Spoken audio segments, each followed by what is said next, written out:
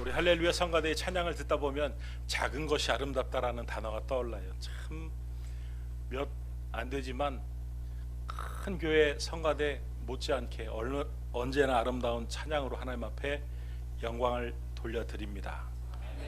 할렐루야. 오늘 예배드리는 우리 모든 성도님들의 심령 가운데 하나님의 잔잔하고 또 평안한 그런 은혜가 임하길 바랍니다.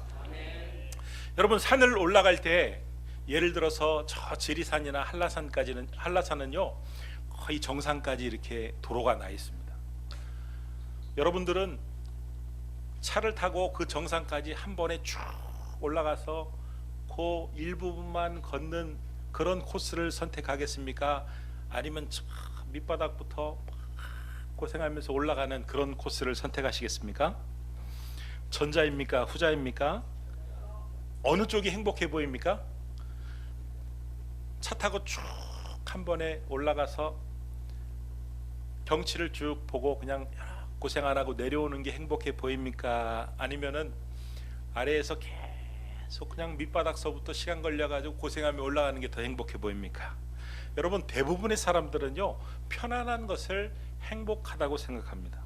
일이 쉽게 되는 것과 문제가 없는 것을 행복이라고 생각합니다. 그래서 문제 없이 사는 사람을 복받은 사람이다 이렇게 생각해요. 그러니까 제가 초두에 질문을 드렸는데, 질문으로 따지면은 이 자동차로 단숨에 산을 쭉 올라가는 것을 행복이라고 생각한다 이런 말씀이에요. 그러나 여러분, 꼭 그렇지만은 않습니다. 자동차로 산에 오르는 것은 분명 쉽고 빠르지만 산을 걸어서 올라갈 때 경험할 수 있는 많은 것들을 놓칠 수 있기 때문에 그렇습니다.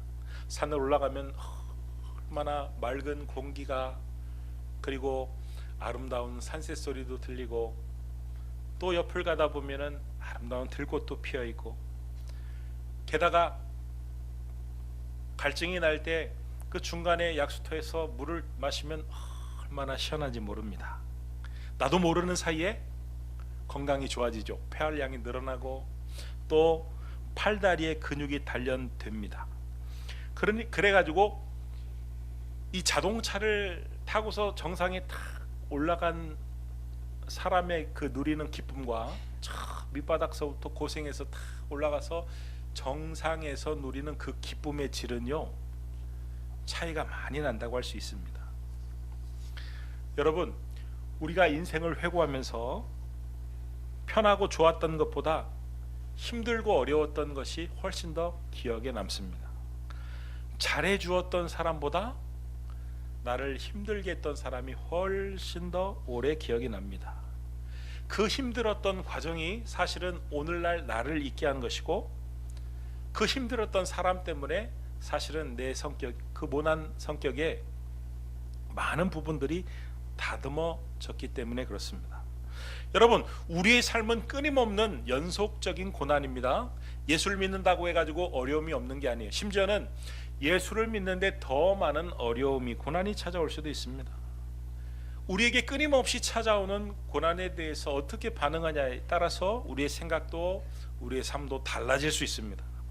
고난을 바라보는 관점에 있어서 하나님과 우리 사이에는 그야말로 현격한 차이가 있는데, 하나님은 그 과정을 참 중요하게 생각하세요. 그런데 우리는 그 과정보다는 어떻게든 이 문제가, 이 고난이 지나가기를 바라고 해결되기를 바라고 결과에만 관심을 갖는다 이런 말씀이에요. 특별히 하나님은 그 어려움의 과정을 지나가면서 우리가 강해지기를 원하신다. 우리가 성숙해지기를 원하신다. 할렐루야. 여러분, 요즘 세상 살기가 얼마나 힘든지 모릅니다. 경쟁이 그야말로 치열하게 살다 보니까 어떤 사람은 삶을 전쟁이라고 표현하는데 틀린 표현이 아닙니다. 어려운 일이 찾아오는데 한두 번만 찾아오는 것이 아니라 인생을 살다 보면 계속적으로 어려움이 끊임없이 찾아옵니다. 여러분, 역경지수라는 말이 있어요. 어려움이 찾아왔을 때 그 어려움을 견뎌내는 힘을 역경지수라고 말하는데, 요즘 사람들은 머리도 좋고 환경도 좋고 실력도 좋고 능력도 다 좋은데 역경지수가 참 낮습니다. 그래가지고 역경지수가 낮으면은 어떤 일이 벌어지냐면은 조금만 힘들어도 견디지 못합니다. 조금만 자기 마음대로 되지 않아도 우울증에 걸리고 뭐가 일이 잘 안 풀리는 것을 불행이라고 생각합니다. 조금만 실패하면 인생이 끝나는 것처럼 생각하고 그래서 삶을 쉽게 포기하는데, 여러분 불행하게도 우리나라는 전 세계에서 자살률 1위입니다. 자살률 1위라는 말을 다시 바꿔 말씀을 드리면 역경지수가 꼴찌인 나라라고도 말씀을 드릴 수도 있습니다. 여러분 하나님께서는요, 우리가 편안하게 사는 삶보다 강해져서 인생에 그 어떤 어려움이 찾아올지라도 그 어려움을 능히 견디며 극복하며 살기를 바라십니다. 오늘 이 본문 말씀을 보면은 하나님께서 그래서 하나님 자신을 무엇으로 비유하고 우리를 무엇으로 비유하냐면은 하나님을 독수리로 비유하고 우리를 독수리에 있는 새끼로 비유를 합니다. 신명기 32장 11절 오늘 본문 말씀을 우리 같이 한번 읽어보겠습니다. 시작. 마치 독수리가 자기의 보금자리를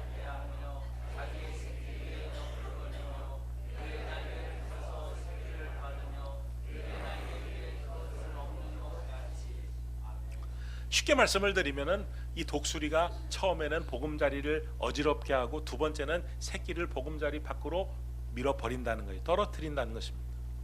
그러면은 이 독수리의 둥지가 어디냐면 저 벼랑 그 낭떠러지 위에 아주 까마득히 높은 데 있는데 거기서 새끼가 막 떨어져서 막 날개짓을 하고 추락하면 그 밑에서 그 어미가 날개로 새끼를 받는다, 이런 표현이에요. 먼저 이 보금자리를 어지럽게 한다는 표현은 새끼가 태어나면은 이 보금자리를 처음에는 아주 부드럽게 그렇게 만들어 주는데 이 새끼가 자라면 자랄수록 그 부드러운 것을 하나씩 하나씩 제거한다는 뜻입니다. 그래서 이 보금자리를 아주 불편하게 만든다, 이런 뜻입니다. 그런 다음에 이 보금자리에 더 이상 머물지 못하도록 어느 날부터인가 새끼를 밀어내는데 그 새끼가 그 높은 곳에서 떨어지면서 막 나 죽는다고 마다 소리를 치면서 떨어지는지 몰라요. 여러분 하나님이 이스라엘 백성들을 그 가나안 땅 걸어가면 얼마 되지도 않는 그 가나안 땅을 못 가게 하시고 광야에서 머물게 하셨는데 그 광야는 여러분 한번 가보십시오. 살만한 곳이 못 됩니다. 저는 그 광야에서 그 르우벤 지파가 머물렀던 그 광야에서 이렇게 돌아보면서 야, 여기서 하루를 살아간다는 게 기적이겠구나, 이런 마음이 들었습니다. 여러분 그 광야에서 이 이스라엘 백성들이 마치 그 독수리 새끼가 낭떠러지에서 떨어지면서 막 어미를 원망하는 것처럼 하나님을 향해서 원망해요. 모세를 향해서 원망하는 것 같지만 사실은 하나님을 향한 원망인데, 출애굽기 14장 11절 말씀을 보면은 그들이 이렇게 원망을 합니다. 우리를 이끌어내어 이 광야에서 죽게 하느냐. 여러분 독수리가 자기 새끼를 낭떠러지에 떨어뜨리는 것은 죽이려고 그러는 게 아니죠. 그 목적이 뭡니까? 어떻게든 새끼가 살아보겠다고 막 날개짓을 해가지고 이 날개의 힘을 강하게 하기 위함입니다. 그래서 둥지에만 머물러 있는 독수리가 아니라 그야말로 창공의 사자인 왕자인 독수리로 만들게 하기 위함인 것입니다. 여러분 하나님이 이스라엘 백성들을 미워서 광야로 내몬 게 아닙니다. 오히려 이스라엘 백성들을 너무너무 사랑해서 그 광야에서 더 강하게 하나님의 백성답게 만들기 위함입니다. 여러분 강해지려면은요 힘든 순간을 반드시 보내야 됩니다. 이 근육이 강해지려면 이 운동을 해야 되는 힘든 순간을 당연히 보내야 되는 것입니다. 제가 이렇게 말씀을 드리는데도 속으로 어떤 분은 그래도 나는 편안하게 약하게 살고 싶어, 이렇게 생각하는 분들이 계실지 모르겠어요. 그런데 여러분 인생은 편안하게 살 수 없게 되어 있습니다. 반드시 어려움이 찾아오게 되어 있습니다.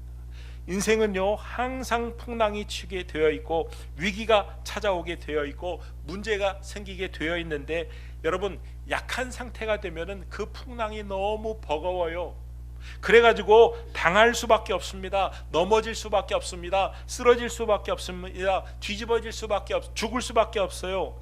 여러분, 왜 우리가 강해져야 됩니까? 강해야 이겨낼 수 있기 때문입니다.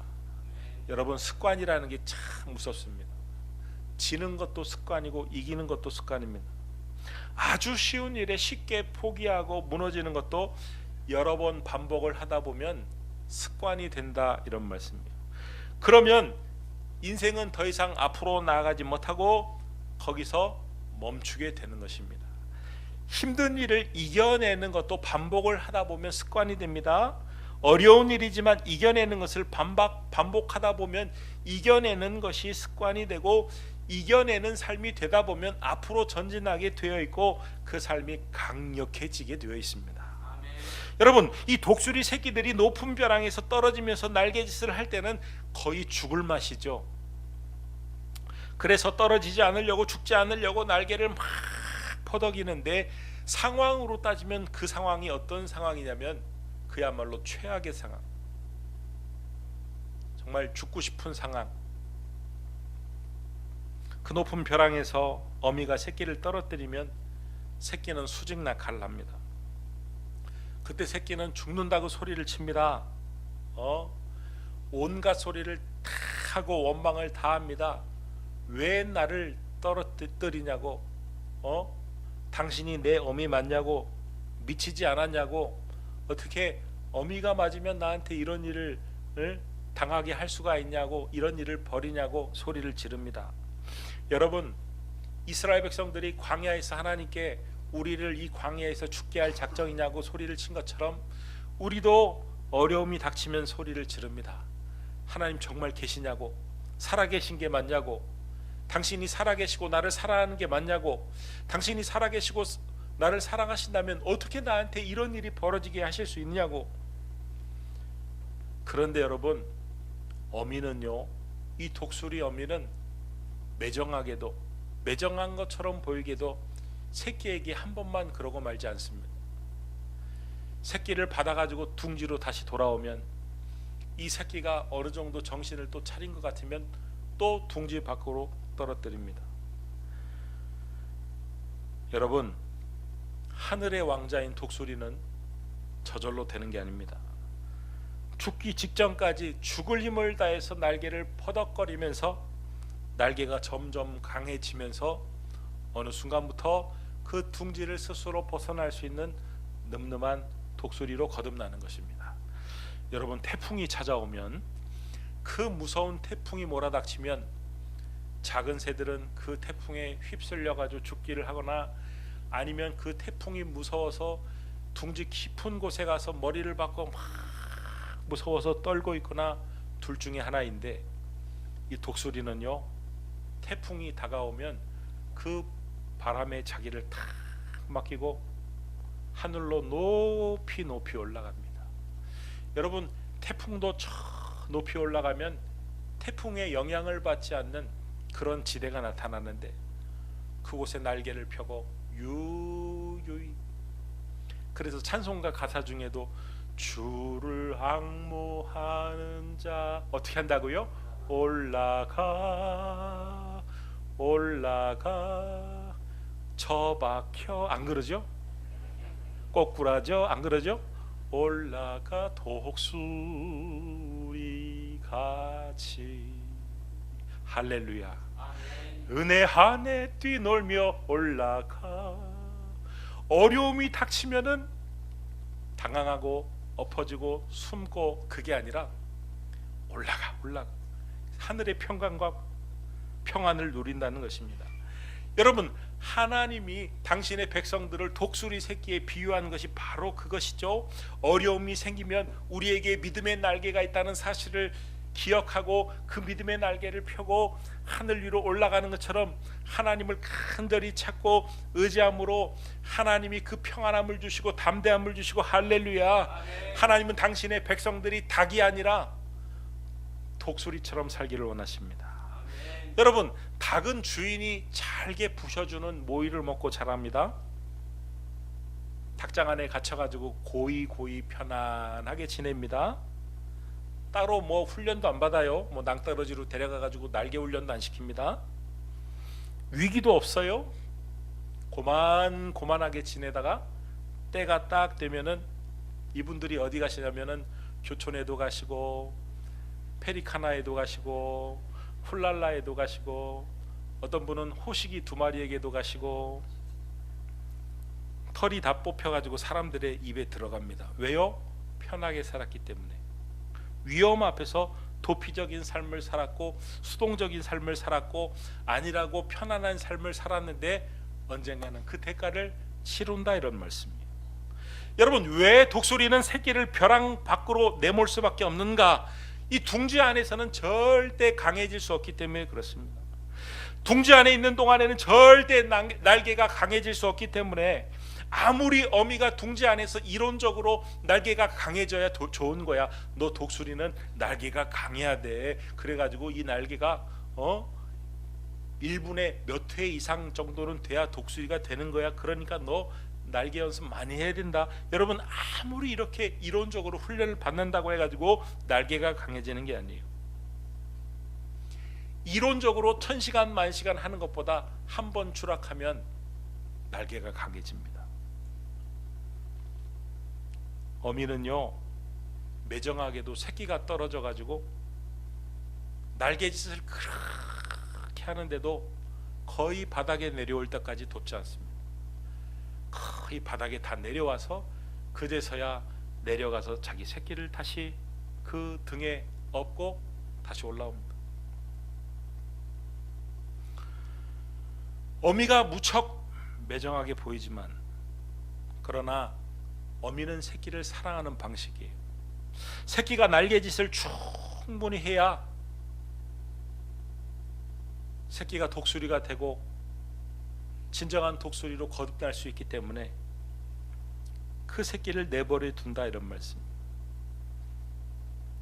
여러분, 지금 여러분의 삶이 힘들다면 정상입니다. 그러나 지금 여러분의 삶이 힘들지 않다면 비정상이에요. 제가 이렇게 말을 하면 아멘 안 할 줄 알았습니다. 힘든 시간을 통해 하나님의 사람들로 만들어져 가는 것이다, 이런 말씀. 숱한 어려움 속에서 우리의 믿음의 날개가 강하게 작동할 때까지 하나님이 우리를 때로는 매정한 것처럼 지켜보고 계십니다. 간절한 기도의 날개짓을 하며 하나님께 나아올 때까지 때로는 하나님이 기다리고 계십니다. 여러분, 하나님께서 우리를 사랑하시는 방식은 우리가 생각하는 것과 같지 않습니다. 하나님의 그 방식은 훨씬, 그 생각은 우리의 수보다 높고 많으십니다. 우리를 사랑하는 하나님의 방식은 아주 다양합니다. 많이 주셔서 넘치게 하시는 방법도 있지만 항상 그런 것만은 아닙니다. 부족하게 하셔서 우리로 하여금 힘들고 어려움을 겪게 하심으로 말미암아 우리를 사랑하십니다. 우리는 하나님께서 우리를 사랑하시는 방식을 잘 이해를 해야 됩니다. 여러분, 모든 것이 잘 돌아가는 것만이 형통이 아닙니다. 형통이란 내 마음대로 내 생각대로 돌아가는 것이 아니라 형통이란 하나님의 뜻대로 하나님의 생각대로 돌아가는 것이 형통입니다. 그래서 내 마음대로 돌아가지 않는데 내 생각대로 일이 돌아가지 않고 일이 풀리지 않고 이리저리 일이 자꾸 꼬이는데도 그것이 형통일 수 있는 이유인 것입니다. 여러분, 창세기에 나오는 요셉을 보십시오. 자기 생각대로 되지 않았습니다. 그런데 창세기 39장 2절 말씀을 보니까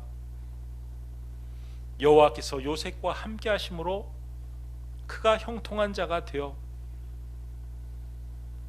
요셉이 형통한 자가 되었다는 거예요. 여러분, 요셉은 하나님께서 어릴 때 꿈을 꾸게 하시기를 만인이 자기를 향해서 절을 하는 꿈을 꾸었는데, 그래서 만인이 자기를 향해서 절을 할 줄 알았는데 절을 하기는커녕 형제들에게도 미움을 받고 절을 받는 상황이 아니라 노예가 되었어. 자기의 생각과 전혀 일이 맞게 진행되지 않았을 뿐만 아니라 정반대로 일이 진행이 되었어. 만인에게 절을 받는 위치가 아니라 만인이 부끄러워할 만한 그런 노예의 신분까지 전락을 했어요. 그런데도 불구하고 성경은 여호와께서 그와 함께 하심으로 그가 형통한 자가 되었다. 여러분, 자기의 생각대로 맞아떨어지는 게 하나도 없는데 도무지 자신이 알 수 없는 방향으로 인생의 방향이 흘러만 가고 있는데 성경은 요셉이 형통한 자라고 소개를 하고 있습니다. 그러니까 여러분, 형통이라는 것은 중요한 게 상황이 아닙니다. 그 극한 상황 속에서 요셉이 하나님을 만났고 하나님을 더 의지했고 요셉이 하나님이 자기와 함께 하심을 경험하고 있기 때문에 형통한 것입니다. 아멘. 여러분의 일이 풀리지 않을지라도, 여러분이 생각대로 일들이 되지 않을지라도 그 가운데 하나님을 알아가고 하나님을 만나고 하나님을 경험함으로 말미암아 하나님이 원하시는 형통한 자가 다 될 수 있기를 예수님의 이름으로 축원합니다. 아멘. 지금 벼랑 끝에 계십니까? 앞이 보이지 않습니까? 앞이 보이지 않는 그곳에서, 그 벼랑 끝에서 하나님을 만날 수만 있다면 형통입니다. 그 일로 인하여 하나님이 나와 함께 하심을 경험할 수만 있다면 오늘 이 요셉에게 성경이 형통했다고 기록한 것처럼 여러분의 삶도 형통한 삶이 될 줄 믿습니다. 아멘. 여러분, 오늘 이 본문 말씀을 보면은 그야말로 하나님은요 우리의 삶에 정확히 나타나는 분이라고 소개를 하고 있습니다. 여러분, 하나님께서는 시도 때도 없이 우리의 삶에 불쑥 나타나서 팔을 내미는 분이 아닙니다. 이 어미 독수리도 마찬가지죠. 떨어뜨리자마자 그냥 불쑥 새끼 앞에 나타나는 게 아닙니다. 새끼를 벼랑에서 떨어뜨린 후에 새끼를 계속 지켜보다가 어느 기가 막힌 상황, 그 순간에 날아가서 새끼를 정확하게 받아 올리는 것입니다. 여러분, 이 새끼가 죽지 않도록 어미가요 새끼를 뚫어지게 바라보고 있어요. 여러분이 가진 그 성경 10절을 보십시오. 하나님이 얼마나 그 당신 백성들을 향해서 관심이 많고 보호를 하시는지 10절 말씀을 보세요. 여호와께서 그를 황무지에서 짐승이 부르는 광야에서 어떻게 하신다고요? 만나시고 호위하시고 보호하시고 눈동자까지 지키시고. 할렐루야. 우리가 광야에서 사는데 하나님이 광야에서 사는 나에 대해서 아무 관심이 없는 것이 아니라 하나님이 나를 만나시고 호위하시고 보호하시고 지키시고 아멘. 눈동자처럼 지키시는 하나님인 줄 믿으시기 바랍니다. 아멘. 눈동자처럼 지킨다는 것은 제가 전에도 설명드렸지만 우리 눈앞으로 뭔가가 날아오면요 내 의지와 상관없이 눈을 탁 감습니다. 눈동자를 보호하는 것이죠. 나는 알지 못하지만 내 의지와 상관없이 하나님이 나의 위험한 순간을 감지하시고 눈동자처럼 철저하게 보호하신다. 아멘. 할렐루야. 아멘. 그런데 여러분, 그렇게 하나님이 우리를 만나시고 보호하시고 호위하시고 인도하시고 지키시는 그 목적은 우리를 보호하는 게 최종적인 목적이 아니다, 이런 말씀이에요. 어미가 그 새끼를 정확히 받아내는 것은 보호하는 게 목적이 아닙니다. 날개짓을 강하게 해가지고 이 날개를 강하게 하기 위함이에요. 그러니까 하나님께서 우리에게 보호하시는 게 목적이 아니라 수없이 하나님 앞에 부르짖음으로 말미암아 우리의 믿음의 날개가 강해지게 하는 것이 목적입니다. 그러므로 여러분, 어려움이 찾아와가지고 하나님 앞에 기도를 하는데도 응답이 없다면 오히려 나를 더욱 강하게 하시려는, 강한 독수리가 되게 하시려는 하나님의 의도인 줄 알고 더욱더 하나님 앞에 감사할 수 있게 되기를 바랍니다. 아멘. 나를 더욱 강한 믿음의 사람이 되게 하시려는 하나님을 오히려 찬양할 수 있기를 바라고, 오히려 하나님께 집중할 수 있기를 바라고, 오히려 하나님께 부르짖어 기도할 수 있기를 주의 이름으로 축원합니다. 아멘. 사랑하는 성도 여러분, 성부 하나님은요 당신의 아들 예수 그리스도께서 십자가에서 아버지 어찌하여 나를 버리셨나이까 이렇게 부르짖을 때도 외면하셨어요. 하나님은 결코 쉬운 방법으로 구원의 문제를 해결하지 않으셨습니다. 쉽고 편한 쪽을 선택하지 않았어요. 예수님께서도 그 사탄의 유혹 앞에서 그 돌덩어리를 떡덩어리로 만드는 쉬운 방법을 선택하지 않으셨어요. 하늘의 보좌를 버리고 하나님이신 예수님이 인간이 되시고 이 땅에 오셔서 인간의 모든 고통을 몸소 겪으시고 십자가에 못 박히시고 그 창에 옆구리에 창을 찔리사 물과 피를 탁 쏟으시고, 그러나 그런 주님을 하나님이 사흘 만에 부활시키시고 그 이름을 가장 높이셨고 그 이름을 믿고 부르는 자마다 오늘도 구원의 역사를 행하고 계십니다. 그러므로 여러분, 내 머리로 이해되지 않는 고통을 겪을수록 더 큰 하나님의 은혜가 예비된 줄 믿으시기 바랍니다. 여러분, 사람들은요 누구나 다 보이지 않는 어떤 줄을 잡고 삽니다. 어떤 사람은 돈이라는 줄을 돈 벌기 위해서 삽니다. 어떤 사람은 자식이라는 줄을 자식 새끼를 키우기 위해서 삽니다. 어떤 사람은 건강이라는 줄을, 명예라는 줄을, 학벌이라는 줄을, 인맥이라는 줄을. 그런데 하나님은요 고난을 통해서 그 줄들을 하나씩 다 잘라내시고 오직 당신의 백성들이 붙들어야 될 외줄 하나를 딱 남겨두시는데, 그게 바로 신명기 32장 12절 오늘 본문 말씀에 우리 같이 한번 32장 12절 말씀을 읽어보겠습니다. 시작. 여호와께서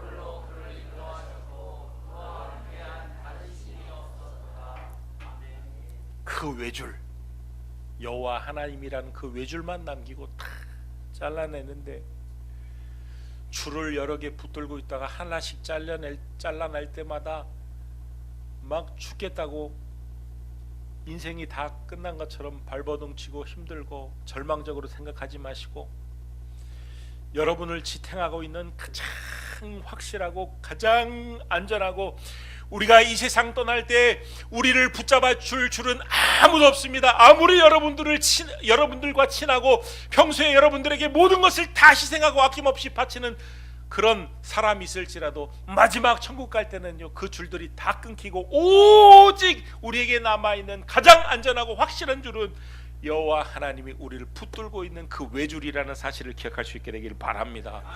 여호와께서 홀로 그를 인도하셨고, 여호와께서 홀로 그를 인도하셨고, 여호와께서 홀로 그를 인도하셨고, 홀로 오직 여호와께서 여러분들의 줄이 될 수 있기를 바랍니다. 내 인생을 마지막까지 책임져 주실 유일한 분, 마지막 한 분, 오직 여호와 하나님 한 분만이 우리가 이 세상에서 굳세게 붙들어야 될 줄인 줄 믿으시기 바랍니다.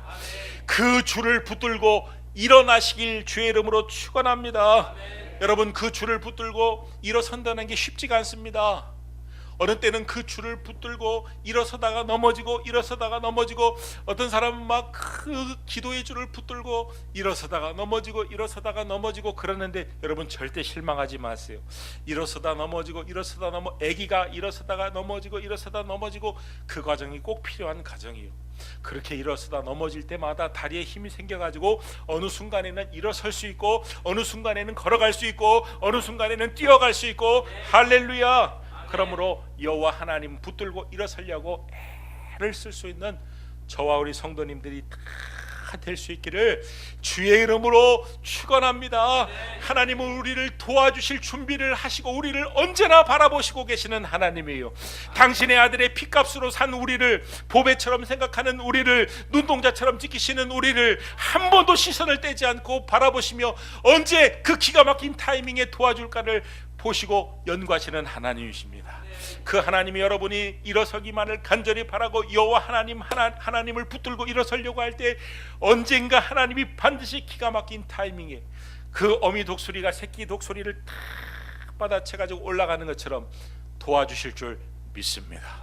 도와주실 줄 믿습니다. 하나님의 역사가 반드시 나타나실 줄 믿습니다. 그런 놀라운 역사가 저와 여러분들의 삶 가운데도 반드시 일어나게 될 줄 믿으시고, 오늘도 여호와 하나님 그 외줄을 붙들고 승리할 수 있는 저와 여러분들이 다 될 수 있기를 예수님의 이름으로 축원합니다.